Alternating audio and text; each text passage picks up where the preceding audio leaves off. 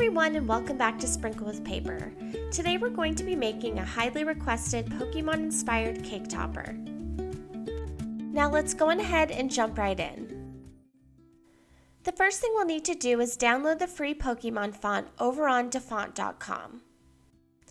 There are so many great free fonts over on this site, but today we're going to be searching for Pokemon. Once you locate the font, go on ahead and click download, and then once it's downloaded onto your computer, open up the Pokemon folder. So here you're going to see two different versions of the font.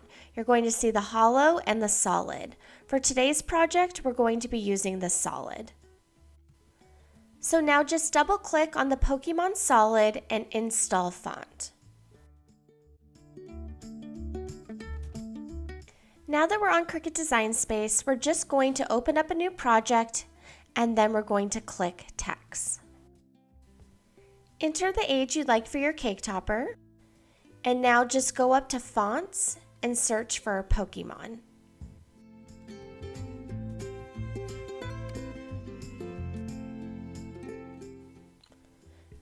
Now I'm just going to make the 7 larger so I have a better view of what I'm working with. And I'm going to now use the offset feature. So this is a newer tool that Cricut has recently added, and I'm absolutely loving it for cake toppers. When using this tool, you can increase or decrease the outline layer by adjusting the distance. You'll also have the choice between round or sharp corners, and for today's project, we're going to be choosing the round corners.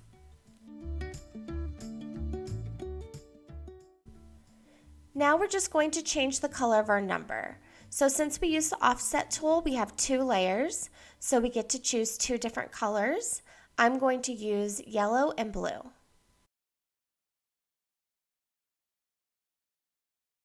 Now we're going to be adding the name to our cake topper. Go on over to Text and type in the desired name you'd like for your cake topper. From here, the name should already be in the Pokemon font, but if for some reason it's not, you'll just have to go up to Fonts and change it to Pokemon like we did for the number. Now I'm planning on using the offset feature for the name, but before I do that, I want to make the name one single piece so it makes it more sturdy on the cake topper. So to do that, we're just going to ungroup the letters of our name. And now we can move each of the letters independently. So I'm going to move them so they're each touching and also slightly overlapping. Once we're happy with the look, we're just going to highlight the whole name and click Weld. Now that all of our letters are attached, I will now use the offset feature.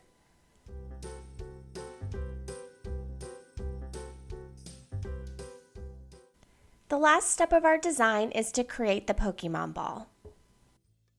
Go over to the Shapes tab and select the circle.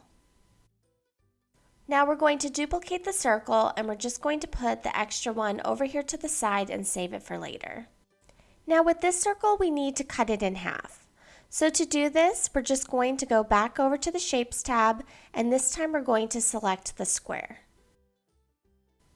Now just place the square over the portion of the circle that we'd like to cut off. Highlight the whole thing and click Slice. Delete the extra pieces, and now we have 2 halves of a circle. Now it's time to use that extra circle. We're just going to change the color of this circle to black. And we're going to overlay the half circle on top. Now this part might seem a little tricky, but it's really not. What I'm going to do is I'm just going to adjust this half circle to make the width of it a little bit smaller, and then I'm going to duplicate the half circle and I'm going to flip it so then it will cover the bottom portion of this whole circle. So basically what we're trying to do is we want to have 2 half circles overlaying the whole circle, but we want to make a little spot where it almost looks like a black belt of the whole circle showing. Now we can delete this half circle we no longer need. And then we're going to go back over to the Shapes tab and click on another circle. Now we're going to make this circle quite a bit smaller, and we're going to center it onto the middle part of our black belt.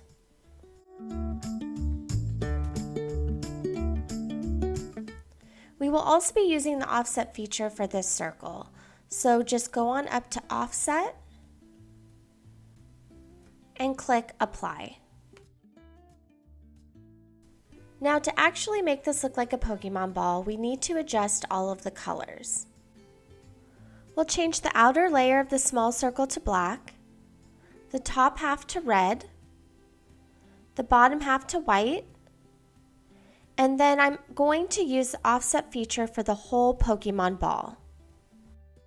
So highlight the whole Pokemon ball, all of the pieces, and click on Offset.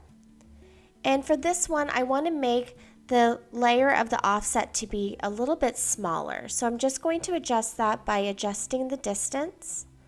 And once I like the look, I'll click Apply. Now that I have all the components of the cake topper, the number, the name, the Pokemon ball, now I'm just going to work on their placement.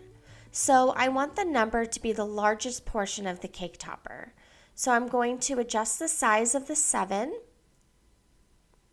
And then I'm just going to arrange the name and the Pokemon ball onto the 7.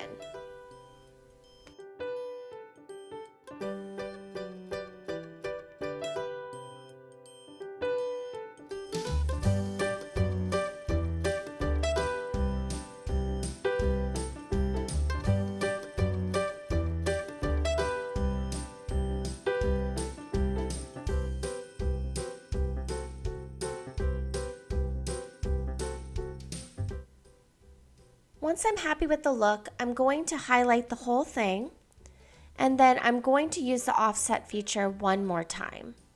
So the reason I'm using the offset feature again is because since I have so many individual pieces, I'm going to use the offset feature as a base. So that the back layer will then, all of these pieces will be glued onto the back layer, and then my cake topper will be nice and stable.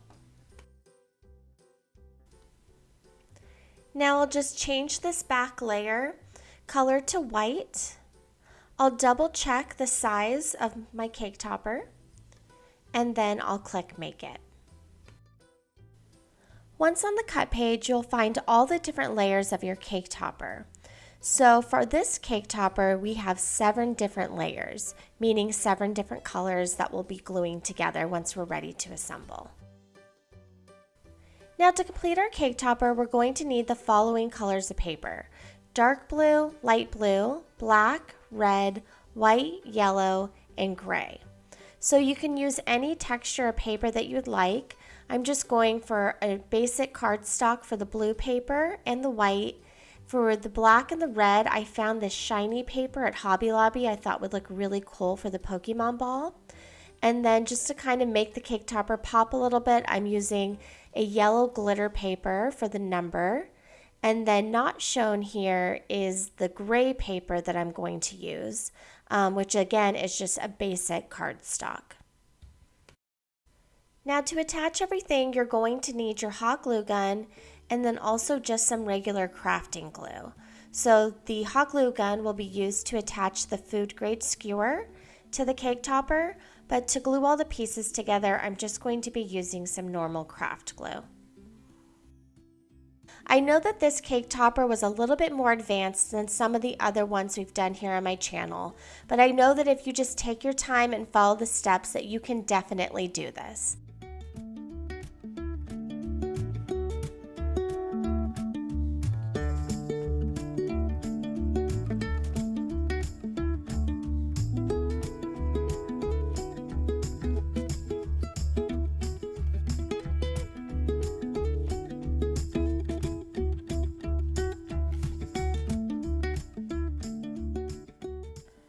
Now I'm just going to use my hot glue gun to attach these last 2 pieces, and I'm also going to use my hot glue gun to attach my food grade skewer.